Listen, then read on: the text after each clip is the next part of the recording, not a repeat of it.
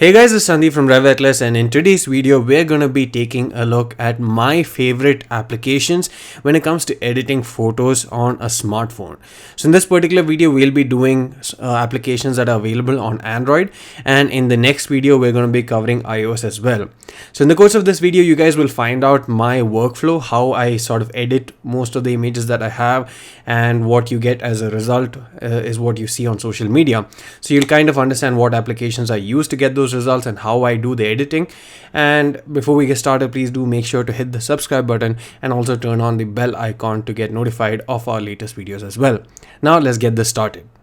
So for the purpose of showcasing the edits and showcasing the applications that I use to edit, we'll be using a OnePlus 7T Pro, but of course this will work with practically any Android smartphone out there if you've purchased in the past 2-3 years.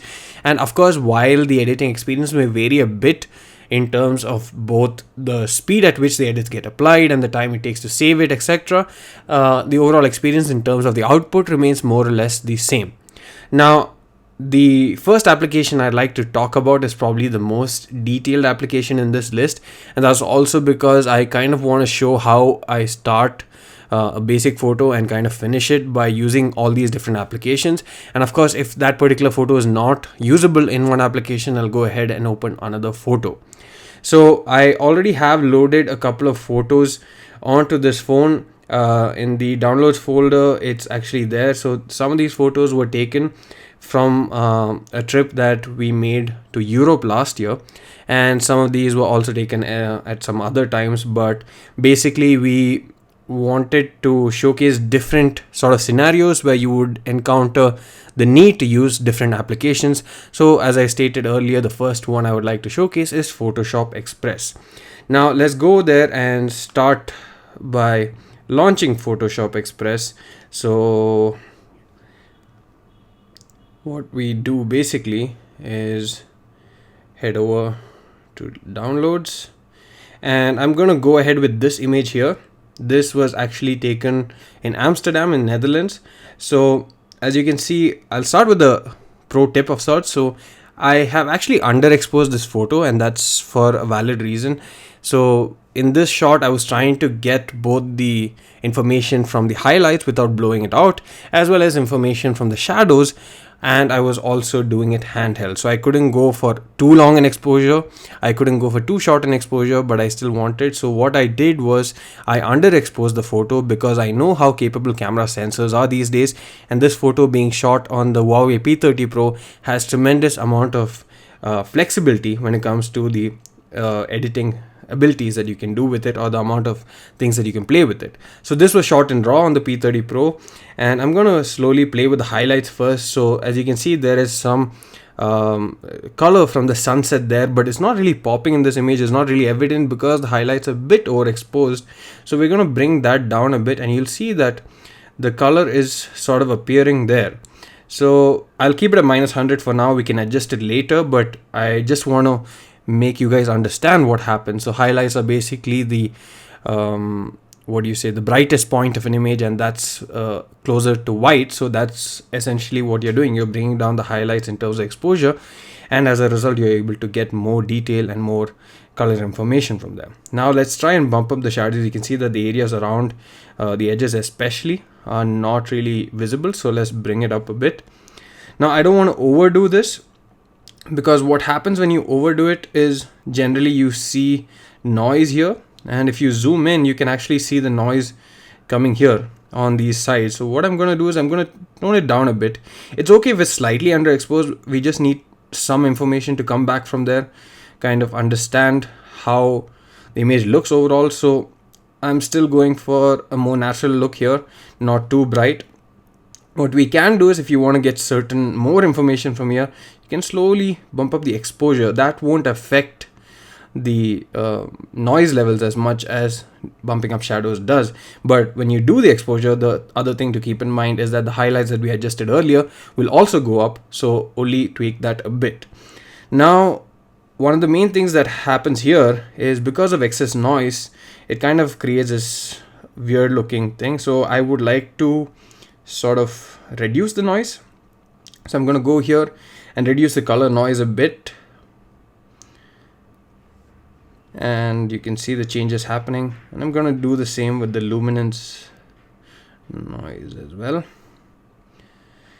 And that's about it. It still looks overall pretty good. Like, we'll be viewing this on social media for most of the time, so I guess this itself is good enough in terms of the overall look and feel. Now you also have additional options such as clarity, where you can play with stuff and make it kind of pop a bit more. So of course there are people who like overdoing this, maybe go all the way up to 100, but it kind of looks a bit too artificial, I would say. Of course, that if that is the look that you're going for, then go ahead and do it, but I kind of think 28 here in this scenario looks kind of okay, adding a bit of pop to it while not making it seem too artificial. Now this dehaze option is again great if you want to make colors pop. If you slide it all the way, you'll see what happens, but then again it increases the contrast by quite a bit, and I find the colors and everything overall pretty good. Contrast is also fine, so I don't want to play around with it too much. I'm adding a bit of it to add some more dehaze to it basically, but this is just the way that I would edit it. If you guys feel that you are better off doing some other way, then please go ahead and do it your own way. I'm just showing you my my workflow and how I would personally do it in terms of the vision that I have for this photo. But then again, it's not a fixed rule and you can do it the way you want, but the whole purpose is to show the capabilities of Photoshop Express as an app and why I use this particular app. So depending on the camera, there will be different cameras which capture a different way. So I can see here in the top right corner and the edges, basically the top left also, there is a slight tint of green in that. So I want to kind of remove that green tint. So if you go to a tint option here, you can see that there's a slider towards the left which adds a greenish tint and a purple. I find with the colors on the horizon, the red and orange colors, a purple would look better. So let's try and play around a bit with that. Okay, this is being a bit oversensitive, I would say. So even though 0, so when I bring it back to 0, okay, now it's working. So there was some issue in between, so I'm just gonna bring a touch of purple to this, and similarly I'm also gonna make it a bit warmer because I find that a bit more yellowish because it became a bit too bluish, a bit too purplish for my own liking. Now if you want to add some more vibrancy to this, you can, and let's try and do that as well here. But again, you don't want to overdo it, especially in night scenes. It kind of doesn't look all that great. If it's in daytime, you can still kind of get away with overdoing the vibrancy or the saturation. So I am about done for the overall edits here. Of course, there are many more things you can play around with, and sometimes I also use those functions where you can add different tonality for the highlights and shadows. You can add a blur, you can add a vignette, you can do all sorts of things in this. It's a very capable tool. Something like this was previously only available on PCs and laptops and not on a smartphone. You can also use Lightroom mobile. It gives you most of the stuff, but I kind of have gotten used to Photoshop both on PC and phone, so I prefer that over Lightroom in terms of the layout and the UI itself. That's why I use Photoshop. Now I'm gonna go and crop this. I find this a bit too weird in terms of the overall aspect ratio. I would like to have something a bit wider, so maybe 16:9. So Photoshop has different presets. You can see that there's some for YouTube, some for Kindle, etc. So let's go and get the 16:9. And that's about it. I really didn't like the fact that there was so much extra space at the bottom and at the top. So I'm going to go ahead with this. It actually almost, yeah, it's about there. So cuts it out perfectly already, I guess, by default. So I'm just going to leave it there. And there you have it. That's the frame. So here I will just toggle this. You can see how it was and how it is now. So that's what we did in this. So while doing it, we may not think that is that much of a difference, but if you look at the initial photo and the photo we ended up with, it definitely makes a big difference. Now of course this is using a raw photo, which is why the difference seems all that more tangible or visually present there. But if you look at a JPEG photo which you capture on a smartphone, the difference may not be this tangible, especially because JPEGs themselves are processed.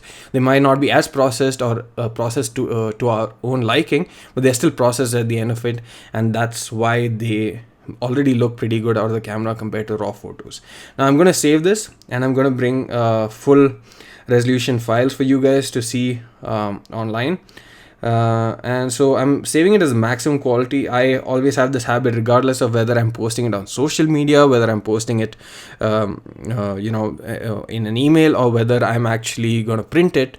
I always use the maximum resolution I can, because once you go down size, you can't really upscale, you lose information, etc. So that's about it for Photoshop.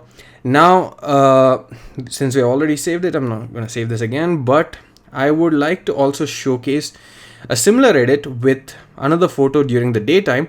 And what I'm going to do is also bring that photo into our next app, which we're going to use. So I'm going to speed up this edit. You can slow it down in YouTube itself to see whether you want to check any of the steps and what I'm doing, etc. But I would say that this is something that you guys can definitely slow it down and understand what changes I'm making here. But I'll just speed it up, otherwise this video is going to get too long, as it's already close to 11 minutes long.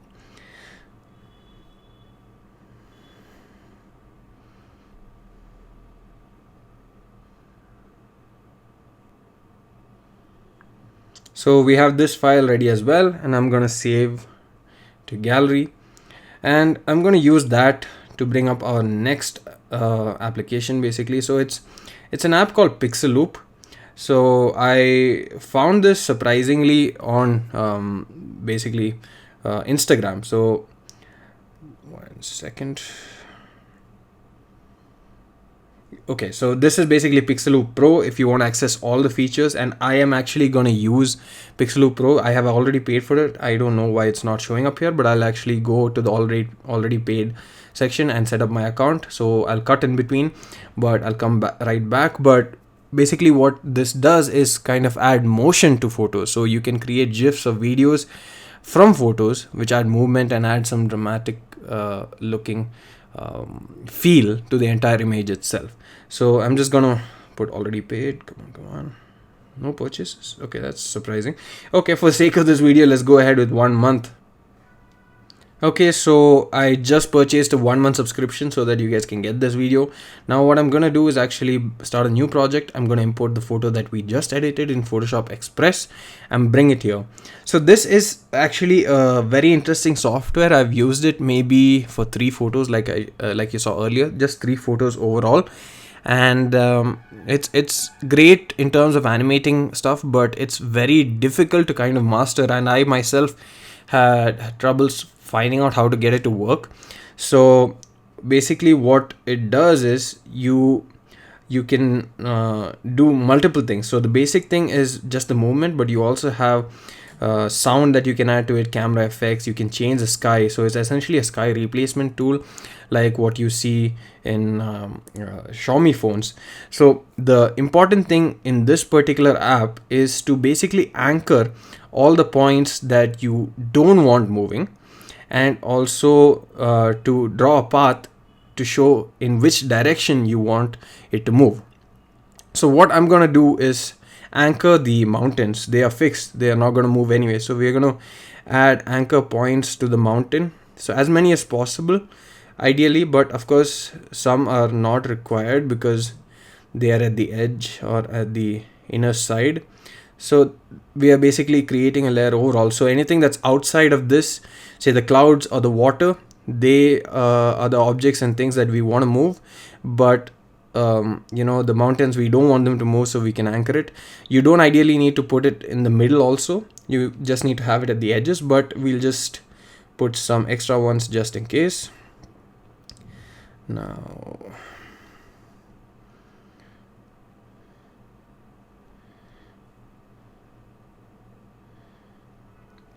so there we go. Yeah, so I guess we are about done with anchoring points. Now what I want to do is basically have the water flowing towards the mountain. So that is the perspective that we are capturing from. So the water should be flowing from us towards the mountain. So I'm going to create a path here which starts here. So I'm going to draw here, And so you can see already that the water is moving there, right? So that's one. So I'm gonna, instead of drawing a straight line here, I'm gonna do it a bit horizontal like this, a bit diagonally, I mean. I'm gonna do another one here. So you can see the water is moving already. I'm gonna do two small ones here, and there you have it, the water is moving. And I'm gonna do some here, because if you see the bottom towards the bottom screen, it's not moving. So I'm just gonna add anchor points, I mean paths there, so that water does move.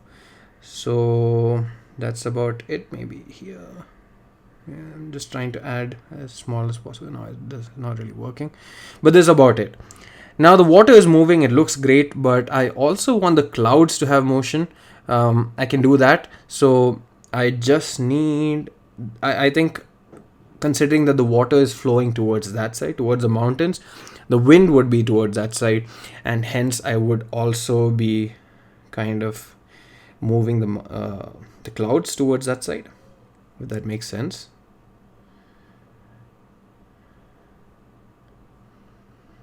So there you have it. The clouds are also moving, but as you can see here below, where there are some mountain places there also, I want to anchor it, considering that the clouds are above, and I don't want it to look too fake that, I mean, the mountain itself is moving. So I'm going to anchor some more points here to prevent that from happening. And yeah, I think I need to change some stuff here.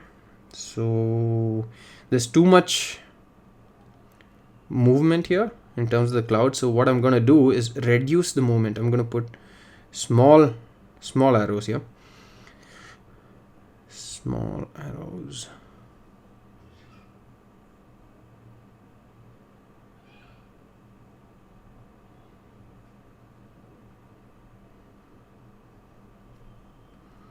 Yeah, I'm not really liking the effect here, so I think let's try and change the direction. Maybe, yeah, that sort of looks okay. It looks better, I feel, compared to the earlier one which started from the bottom.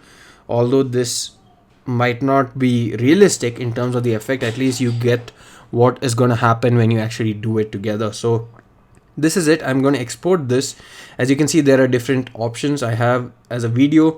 So I'm going to put it as a 12-second video. And then I'm also going to have quality at the highest. Export. Now it's exporting this particular project as well. And I'll show you on video itself what the final footage looks like.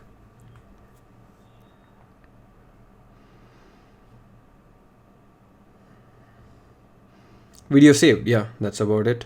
And I can also make a 16:9 version, I guess. I think I'll do that, considering the video will be 16:9 eventually. So I can get it to fill the entire screen if I do so. So I'm exporting a second file in 16:9, and we'll proceed to the next application itself. That's done.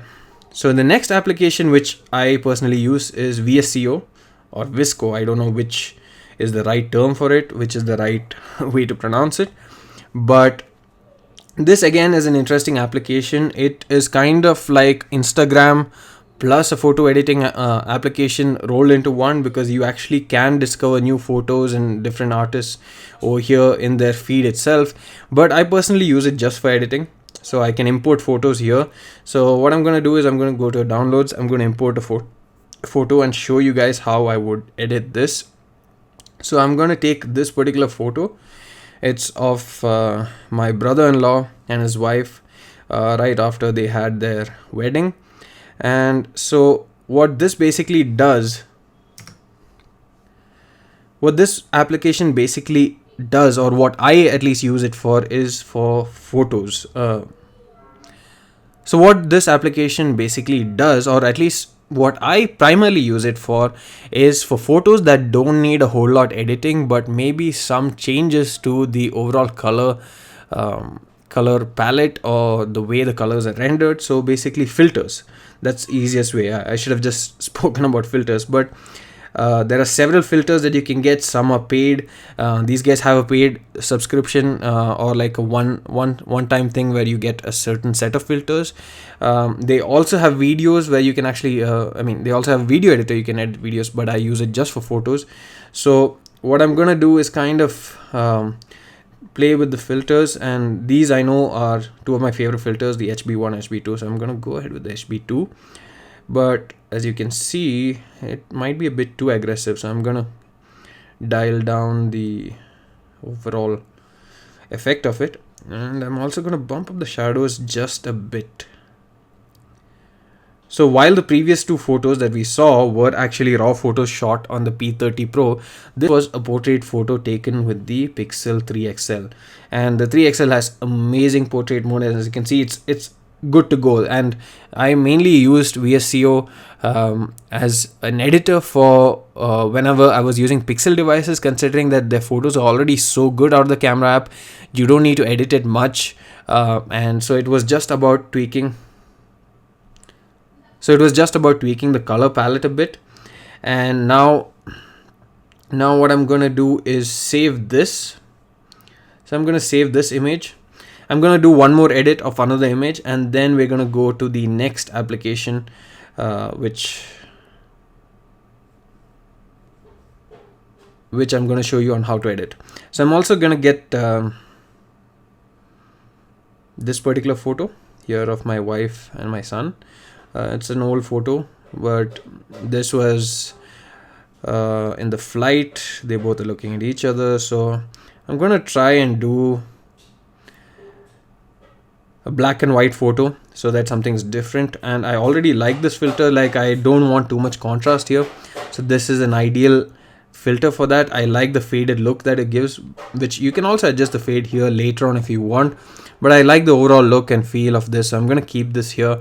I'm just going to save it here and then go to the next camera application. So this is primarily, I think, useful for portraits. There are many phones out there which don't take good portrait photos in terms of the skin tones and stuff. This allows you to put some filter on there, make the skin look better. It's also great for food photos is what I've noticed. In terms of landscape photos, I don't generally use this much. It's mainly for objects or people or food. These are the main things that I use VSCO for. But of course, if you want to do some little edits, like small edits where there's not much happening, then VSCO is also powerful enough, because if you go here, you can see that there's still a lot of stuff you can adjust: the exposure, contrast, you can crop, sharpen, clarity, and a whole bunch of other stuff. And here's the skin tone thing that I mentioned earlier. You can adjust that as well. But since both these photos I'm happy with that, I'm just going to leave it as it is. And I'm going to open up Lens Distortion. That's the next app which I like, or LD as it is also known as. So let's open this up. This is the first photo that we edited.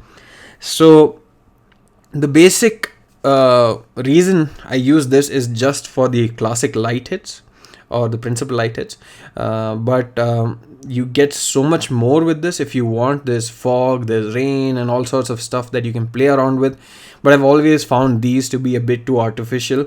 Not that the light hits itself looks really real, but it still is at least believable or acceptable to people when they look at this photo. So in this, you can see that the top left portion of the image around where the building is, that's where the sun is. You can see the sun is hitting from the left side and towards the upper side, and is also hitting her hair at the back. So that's where the light is, and even his face. So you would want to add some warmth there in order to show a light hit. So my go-to light hit is probably this one here. I use this, or the other option is this, but in this particular case, the second one that I chose now seems a bit too much. I don't think it's believable in this case, so I would go for the first one itself. And now what we need to do is play around with the same thing. So I'm going to make it smaller. I'm going to make it position right here, like it's peeking over the roof of the house. And now what you can do is also adjust some of the settings to make it seem more believable.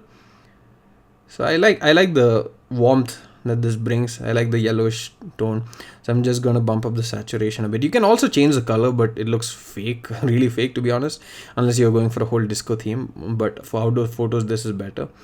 So have it there. If you were kind of putting it on this side, you could actually just flip it horizontally, or even from the bottom you could flip it vertically. But to make this believable, it has to be close to the source of the sun itself, or where the sun is in real life. So I'm going to reduce the opacity just a bit, because I don't want to make it seem like it's been added on later, but rather part of the image itself.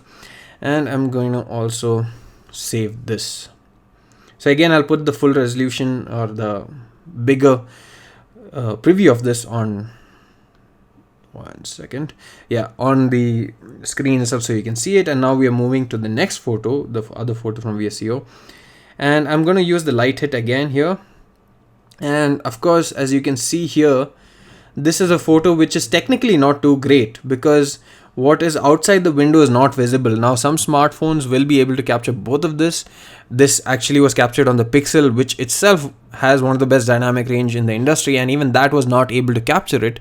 So what I'm going to do here is convert that flaw or that inability to our advantage. So what we can do is use that as a area where we can get some light in, put some sort of a natural spotlight into it, but you don't want to overdo it. So you can see here that the bottom part of the window opening, that's where the highest brightness is.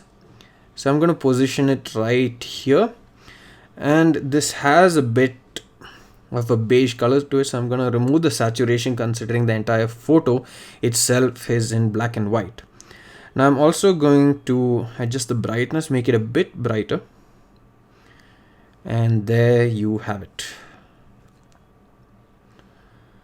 I'll do one last photo for you in order for you to understand how else this can be done, or where you can possibly use it.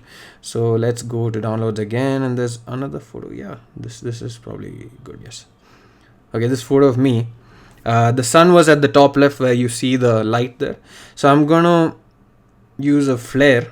I'm gonna use this sort of a flare, and if you look at the overall image itself, it's very what do you say, it's not as warm, it's a bit cooler tone. So I'm going to use this one instead of the yellowish looking one, and I'm going to position it right here. Yeah, that's about it. So maybe make it a bit smaller, as I don't want too much of it on my face. I'm trying to make this smaller,